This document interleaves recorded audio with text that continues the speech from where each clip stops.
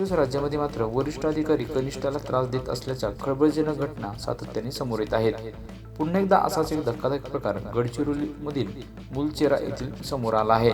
एका 45 वर्षीय कंत्राटी परिचारिकेने सततच्या त्रासाला कंटाळून शरीर सुखाची मागणी सातत्याने वरिष्ठ अधिकारी करत होता।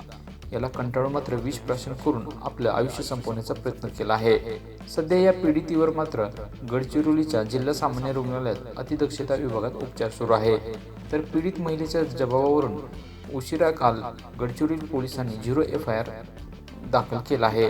दरम्यान पीडित महिला तालुक्यातील एका आरोग्य उपकेंद्रात कंत्राटी परिचारिका म्हणून काम करत होती।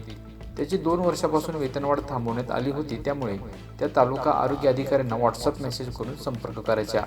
मात्र तालुका आरोग्य अधिकाऱ्याने चॅटिंगद्वारे शरीर सुखाची मागणी केली। गेल्या काही महिन्यापासून हा प्रकार सुरू असल्याने परिचारिकेचे कर्तव्य पाडल्यानंतर घरी परतली ती प्रचंड तणावात होती। रात्री जेवण करून पतीला झोप लागताच तिने विष प्राशन केलं, त्यामुळे तात्काळ ग्रामीण रुग्णालयात दाखल केल्यानंतर तिला पुढे जिल्हा रुग्णालयात हलवण्यात आलं। या प्रकरणातील अश्लील चॅटिंगचे स्क्रीनशॉट समोर आल्यानंतर आरोग्य विभागात मात्र प्रचंड खळबळ उडाली आहे।